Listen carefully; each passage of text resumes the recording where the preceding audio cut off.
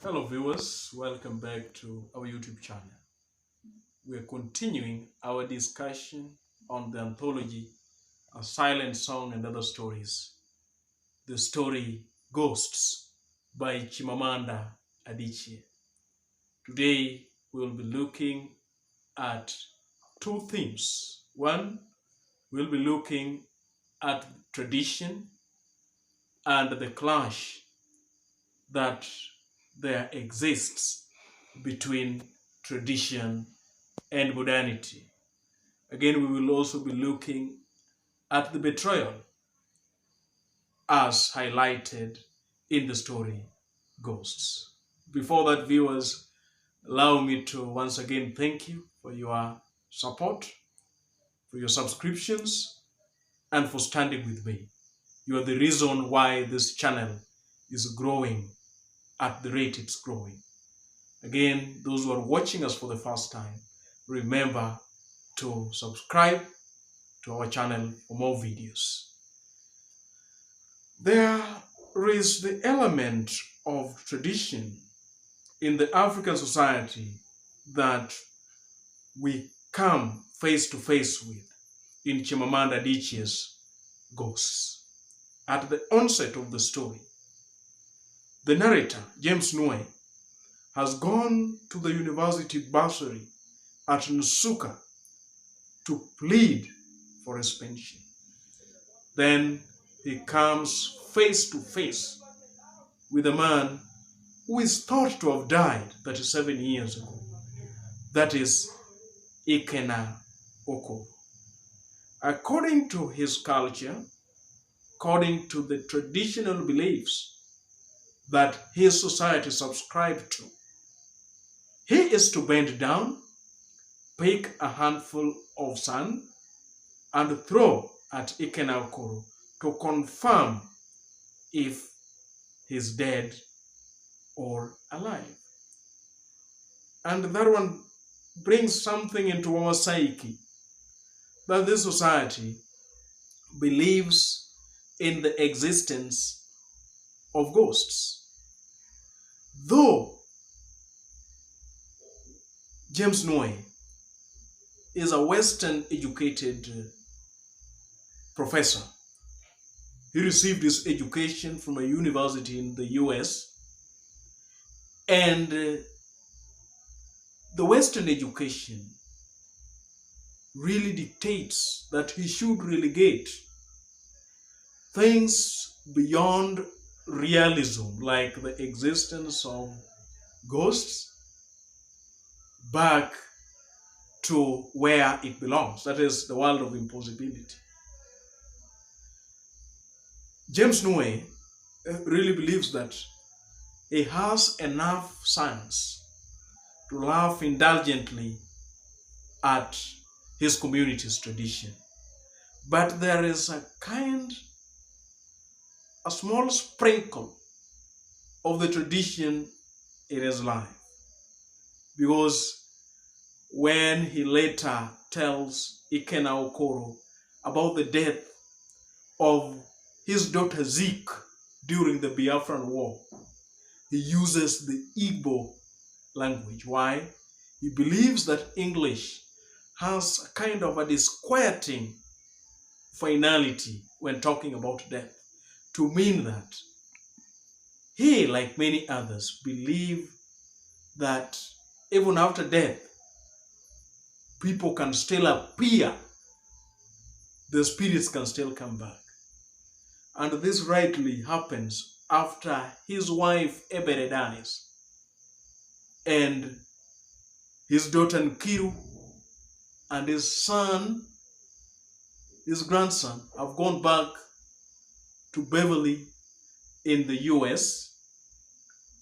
It is evident that Ebere,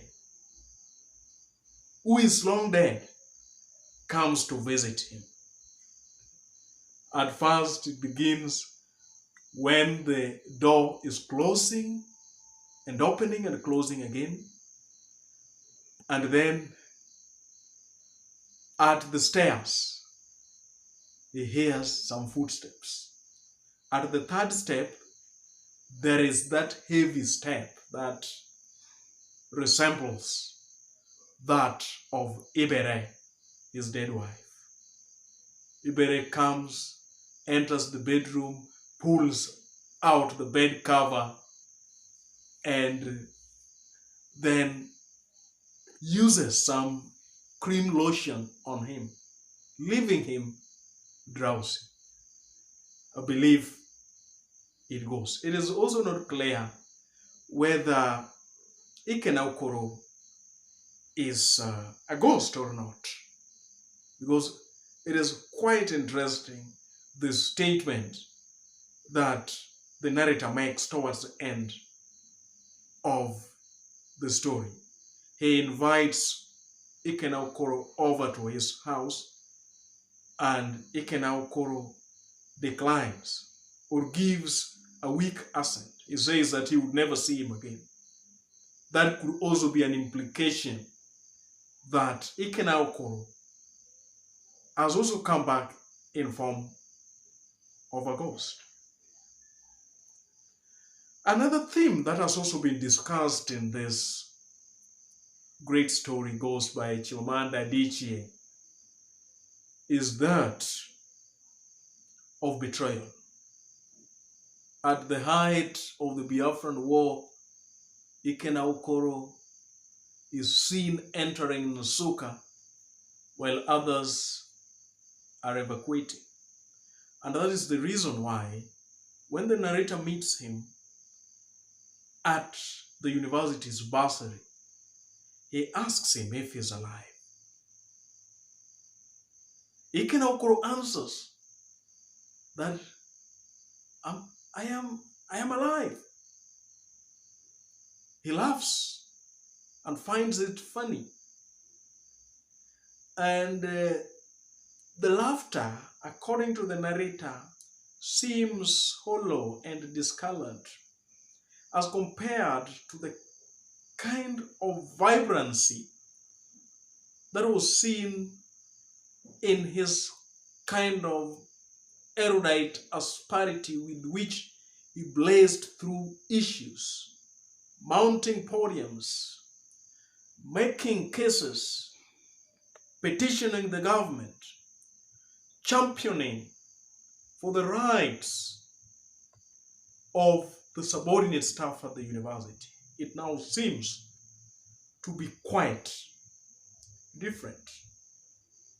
And then he goes on ahead and says that he left on a Red Cross plane, Biafra, just 1 month after evacuation, or after Nsukka fell to Sweden. This is quite unrealistic according to the narrator, because the narrator knows of children who were airlifted after the war ended, but he had never heard of people being airlifted on Red Cross planes.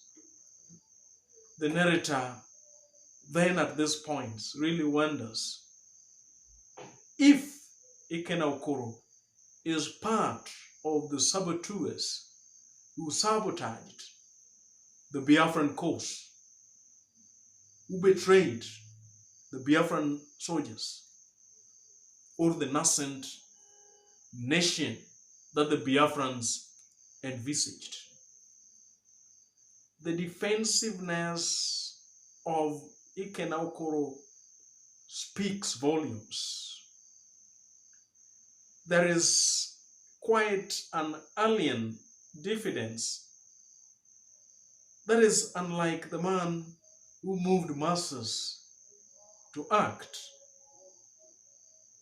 He complains about the Red Cross and how he left them, how he abandoned them, calling them cowards. All these statements and all these pointers and indicators by Ikenaukoro cut the figure of a traitor. And there was a point that at the staff club at the university, during the staff club days, Ikenakoro seemed to love or to like the eldest daughter of the narrator, that is Zik.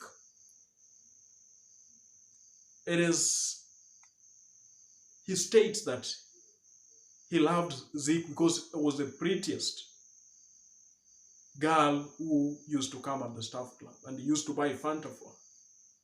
But then the reality of the matter is that that was just an inadequate ploy to support the Zik, who was the president, who the girl was named after, the president probably of Biafra. At a time, he disengaged from the Zikist movement, being a Zikist sympathizer, and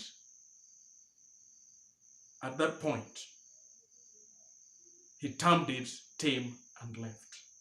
So could be all these factors could be the reason that makes James Noe to conclude that